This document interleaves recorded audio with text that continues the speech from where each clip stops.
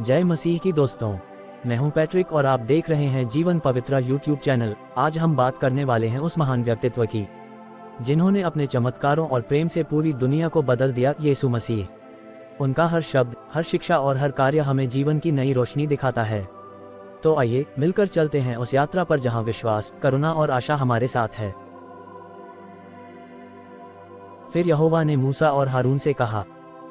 जब किसी मनुष्य के शरीर के चर्म में सूजन व पपड़ी व फूल हो और इससे उसके चर्म में कोढ़ की व्याधि सा कुछ देख पड़े, तो उसे हारून याजक के पास था उसके पुत्र जो याजक हैं उनमें से किसी के पास ले जाएं। जब याजक उसके चर्म की व्याधि को देखे और यदि उस व्याधि के स्थान के रोएं उजले हो गए हों और व्याधि चर्म से गहरी देख पड़े, तो वह जान ले कि कोढ़ की व्याधि है, और याजक उस मनुष्य को देखकर उसको अशुद्ध ठहराए। और यदि वह फूल उसके चर्म में उजला तो हो, परंतु चर्म से गहरा न देख पड़े और न वहां के रोएं उजले हो गए हों, तो याजक उनको 7 दिन तक बंद कर रखे। और 7वें दिन याजक उसको देखे, और यदि वह व्याधि जैसी की तैसी बनी रहे और उसके चर्म में न फैली हो, तो याजक उसको और भी 7 दिन तक बंद कर रखे। और 7वें दिन याजक उसको फिर देखे, और यदि देख पड़े कि व्याधि की चमक कम है और व्याधि चर्म पर फैली न हो, तो याजक उसको शुद्ध ठहराए, क्योंकि उसके तो चर्म में पपड़ी है, और वह अपने वस्त्र धोकर शुद्ध हो जाए। और यदि याजक की उस जांच के पश्चात जिसमें वह शुद्ध ठहराया गया था, वह पपड़ी उसके चर्म पर बहुत फैल जाए, तो वह फिर याजक को दिखाया जाए। और यदि याजक को देख पड़े कि पपड़ी चर्म में फैल गई है, तो वह उसको अशुद्ध ठहराए, क्योंकि वह कोढ़ ही है। यदि कोढ़ की सी व्याधि किसी मनुष्य के हो, तो वह याजक के पास पहुंचाया जाए। और याजक उसको देखे, और यदि वह सूजन उसके चर्म में उजली हो और उसके कारण रोएं भी उजले हो गए हों और उस सूजन में बिना चर्म का मांस हो, तो याजक जाने कि उसके चर्म में पुराना कोढ़ है, इसलिए वह उसको अशुद्ध ठहराए और बंद न रखे, क्योंकि वह तो अशुद्ध है। और यदि कोढ़ किसी के चर्म में फूटकर यहाँ तक फैल जाए कि जहाँ कहीं याजक देखे व्याधित के सिर से पैर के तलवे तक कोढ़ ने सारे चर्म को छा लिया हो, जो याजक ध्यान से देखे, और यदि कोढ़ ने उसके सारे शरीर को छा लिया हो, तो वह उस व्याधित को शुद्ध ठहराए, और उसका शरीर जो बिल्कुल उजला हो गया है वह शुद्ध ही ठहरे। पर जब उसमें चर्महीन मांस देख पड़े, तब तो वह अशुद्ध ठहरे। और याजक चर्महीन मांस को देखकर उसको अशुद्ध ठहराए, क्योंकि वैसा चर्महीन मांस अशुद्ध ही होता है, वह कोढ़ है। पर यदि वह चर्महीन मांस फिर उजला हो जाए, तो वह मनुष्य याजक के पास जाए। और याजक उसको देखे, और यदि वह व्याधि फिर से उजली हो गई हो, तो याजक व्याधित को शुद्ध जाने, वह शुद्ध है। फिर यदि किसी के चर्म में फोड़ा होकर चंगा हो गया हो और फोड़े के स्थान में उजली सी सूजन व लाली लिए हुए उजला फूल हो, तो वह याजक को दिखाया जाए। और याजक उस सूजन को देखे, और यदि वह चर्म से गहरा देख पड़े और उसके रोएं भी उजले हो गए हों, तो याजक ये जानकर उस मनुष्य को अशुद्ध ठहराए, क्योंकि वह कोढ़ की व्याधि है जो फोड़े में से फूटकर निकली है। और यदि याजक देखे कि उसमें उजले रोएं नहीं हैं और वह चर्म से गहरी नहीं और उसकी चमक कम हुई है, तो याजक उस मनुष्य को 7 दिन तक बंद कर रखे। और यदि वह व्याधि उस समय तक चर्म में सचमुच फैल जाए, तो याजक उस मनुष्य को अशुद्ध ठहराए, क्योंकि वह कोढ़ की व्याधि है। परंतु यदि वह फूल न फैले और अपने स्थान ही पर बना रहे, तो वह फोड़े को दाग है, याजक उस मनुष्य को शुद्ध ठहराए। फिर यदि किसी के चर्म में जलने का घाव हो और उस जलने के घाव में चर्महीन फूल लाली लिए हुए उजला व उजला ही हो जाए,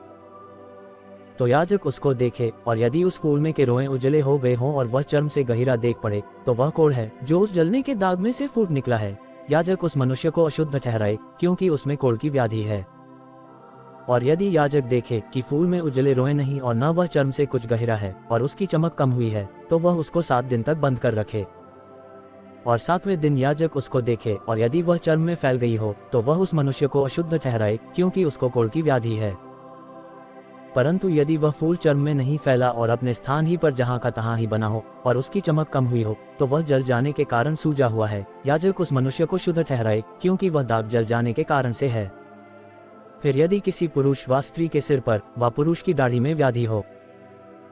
तो याजक व्याधि को देखे, और यदि वह चर्म से गहरी देख पड़े और उसमें भूरे भूरे पतले बाल हों, तो याजक उस मनुष्य को अशुद्ध ठहराए, वह व्याधि सेंहुआ अर्थात सिर व दाढ़ी का कोढ़ है। और यदि याजक सेंहुए की व्याधि को देखे कि वह चर्म से गहरी नहीं है और उसमें काले काले बाल नहीं हैं, तो वह सेंहुए के व्याधित को 7 दिन तक बंद कर रखे। और 7वें दिन याजक व्याधि को देखे, तब यदि वह सेंहुआ फैला न हो और उसमें भूरे भूरे बाल न हो और सेंहुआ चर्म से गहरा न देख पड़े, तो यह मनुष्य मुंना जाए, परंतु जहाँ सेंहुआ हो वहाँ न मुंना जाए, और याजक उस सेंहुए वाले को और भी 7 दिन तक बंद करे। और 7वें दिन याजक सेंहुएं को देखे, और यदि वह सेंहुआ चर्म में फैला न हो और चर्म से गहिरा न देख पड़े, तो याजक उस मनुष्य को शुद्ध ठहराए और वह अपने वस्त्र धो के शुद्ध ठहरे। और यदि उसके शुद्ध ठहरने के पश्चात सेंहुआ चर्म में कुछ भी फैले, तो याजक उसको देखे, और यदि वह चर्म में फैला हो तो याजक ये भूरे बाल न ढूंढे, क्योंकि मनुष्य अशुद्ध है। परंतु यदि उसकी दृष्टि में वह सेंहुआ जैसे का तैसा बना हो और उसमें काले काले बाल जमे हो, तो वह जाने की सेंहुआ चंगा हो गया है और वह मनुष्य शुद्ध है, याजक उसको शुद्ध ही ठहराए। फिर यदि किसी पुरुष व स्त्री के चर्म में उजले फूल हों, तो याजक देखे, और यदि उसके चर्म में वे फूल कम उजले हों, तो वह जाने की उसको चर्म में निकली हुई चाई ही है, वह मनुष्य शुद्ध ठहरे। फिर जिसके सिर के बाल झड़ गए हों, तो जानना कि वह चंदुला तो है परंतु शुद्ध है। और जिसके सिर के आगे के बाल झड़ गए हों, तो वह माथे का चंदुला तो है परंतु शुद्ध है। परंतु यदि चंदुले सिर पर व चंदुले माथे पर लाली लिए हुए उजली व्याधि हो, तो जानना कि वह उसके चंदुले सिर पर व चंदुले माथे पर निकला हुआ कोढ़ है। इसलिए याजक उसको देखे, और यदि व्याधि की सूजन उसके चंदुले सिर व चंदुले माथे पर ऐसी लाली लिए हुए उजली हो जैसा चर्म के कोढ़ में होता है, तो वह मनुष्य कोढ़ी है और अशुद्ध है, और याजक उसको अवश्य अशुद्ध ठहराए, क्योंकि वह व्याधि उसके सिर पर है। और जिसमें वह व्याधि हो उस कोढ़ी के वस्त्र फटे और सिर के बाल बिखरे रहें, और वह अपने ऊपर वाले होंठ को ढांपे हुए अशुद्ध अशुद्ध पुकारा करे। जितने दिन तक वह व्याधि उसमें रहे उतने दिन तक वह तो अशुद्ध रहेगा, और वह अशुद्ध ठहरा रहे, इसलिए वह अकेला रहा करे, उसका निवास स्थान छावनी के बाहर हो। फिर जिस वस्त्र में कोढ़ की व्याधि हो, चाहे वह वस्त्र ऊन का हो चाहे सनी का, वह व्याधि चाहे उस सनी व ऊन के वस्त्र के ताने में हो चाहे बाने में, वह व्याधि चमड़े में व चमड़े की किसी वस्तु में हो। यदि वह व्याधि किसी वस्त्र के चाहे ताने में चाहे बाने में व चमड़े में व चमड़े की किसी वस्तु में हरी हो व लाल सी हो, तो जानना कि वह कोढ़ की व्याधि है और वह याजक को दिखाई जाए।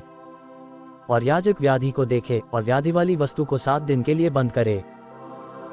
और 7वें दिन वह उस व्याधि को देखे, और यदि वह वस्त्र के चाहे ताने में चाहे बाने में व चमड़े में व चमड़े की बनी हुई किसी वस्तु में फैल गई हो, तो जानना कि व्याधि गलित कोढ़ है, इसलिए वह वस्तु चाहे कैसे ही काम में क्यों न आती हो, तो भी अशुद्ध ठहरेगी।